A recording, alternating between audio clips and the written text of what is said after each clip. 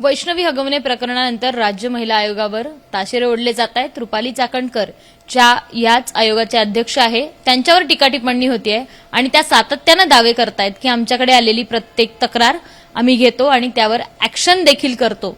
मात्र असं काहीही होताना आता आपल्यात निदर्शनात आलं नाहीये, कारण अनेक तक्रारी आमच्यापर्यंत पोहोचतायत किंवा जे लोकप्रतिनिधी आहेत त्यांच्या भागातले त्यांच्यापर्यंत पोहोचतायत, तेही अनेकदा या तक्रारी करताना दिसतायत.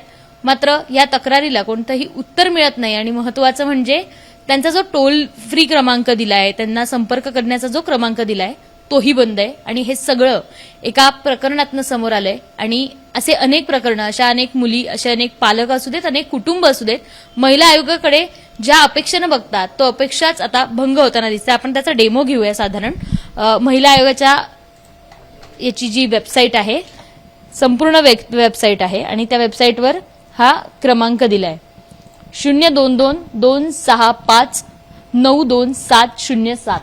हा एक टोल फ्री क्रमांक दिला आहे आणि त्याच्यानंतर एक हेल्पलाईन नंबर दिला आहे 155209.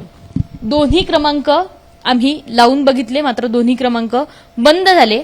हे सगळं लोकप्रतिनिधींनी त्यांच्याकडे आलेल्या कंप्लेंटवर करून बघितलं, मात्र ते झालं नाही. आपल्यासोबत मनसेचे तांबोळी सर आहेत आणि त्यांच्यासोबतच त्यांचे सहकारी देखील आहेत.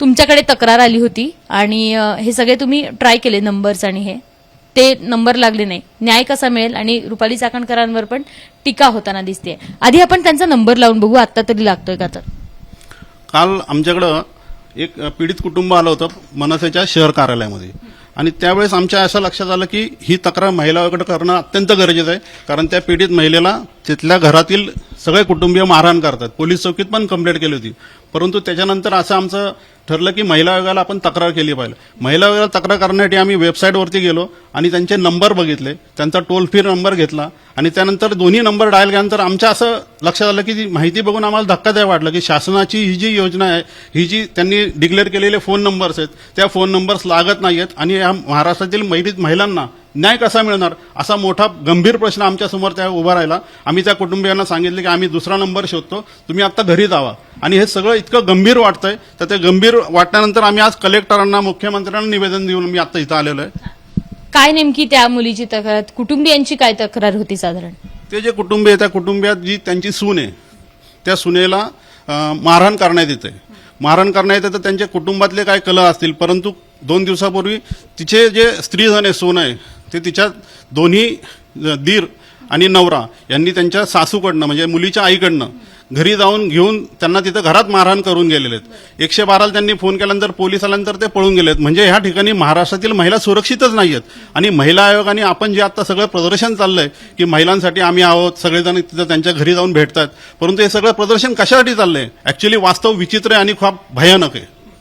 आता आपण त्यांचा नंबर, म्हणजे काल या सगळ्यांनी अनेक तक्रारी आल्यानंतर ट्राय केल्या आणि त्यांचा नंबर लागतोय का आता ते पण चेक करूया. एकदा टोल फ्री नंबर दाखवतो. कुठला नंबर आहे तो? 155-209, जो त्यांचा वेबसाईट 155-209, जो हमारा हेल्पलाईन नंबर असं त्यांच्या महाराष्ट्र महिला आयोगाच्या वेबसाईटवर दिलाय. तोच नंबर आपण डायल करून बघतोय. तर तोच नंबर मी डायल करतोय. तो इनव्हॅलिड आहे, कृपया डायल केलेला महिला आयोगाच्या वेबसाईटवर दिलेला हेल्पलाईन नंबर इनव्हॅलिड आहे. खरंच पोरी सुरक्षित आहेत का आणि महाराष्ट्राच्या मुलींनी नेमकी अपेक्षा कोणाकडनं बाळगावी हे सगळं याच्यातनं समोर येतं. याच्यातनं दुसरा नंबर देखील आहे. तो नंबर आहे 02226592707. हा पण नंबर एकदा आपण चेक करूया. Dial code does not exist, please check the code. Dial किया गया कोड कृपया जांच लें. या सगळ्या तक्रारी यांच्याकडे आल्यानंतर त्यांनी प्रयत्न केला महिला आयोगाला संपर्क करण्याचा, अर्थात तक्रार देखील त्यांनी दिली असावी. मात्र आता हा नंबर तरी निदान सुरू करावा अशी या मनसे या सगळ्या कार्यकर्त्यांची किंवा सगळ्याच कुटुंबियांची अपेक्षा आहे. त्यामुळे त्यांनी हे लेटर साधारण देवेंद्र फडणवीस जे महाराष्ट्राचे मुख्यमंत्री आहेत त्यांना दिले आहे आणि पुण्याचे जिल्हाधिकारी आहे जितेंद्र डुडी त्यांच्याकडेही याची एक प्रत दिल्याचं दिसते आपल्याला. जिल्हाधिकारी आणि फडणवीसांना हे दोन्ही पत्र जिल्हाधिकारी आणि फडणवीसांपर्यंत पोहोचेल आणि हे दोन्ही नंबर आहे ते कदाचित सुरू होतील. नंबर डज नॉट एक्झिस्ट म्हणताय, तर महिला आयोग तरी महाराष्ट्रात एक्झिस्ट आहे का असे प्रश्न या निमित्तानं अनेकदा उपस्थित होत आहेत. कॅमेरामन राजेश बिडकर सह शिवानी पांढरे, एबीपी माझा, पुणे. एबीपी माझा, उघडा डोळे बघा नीट.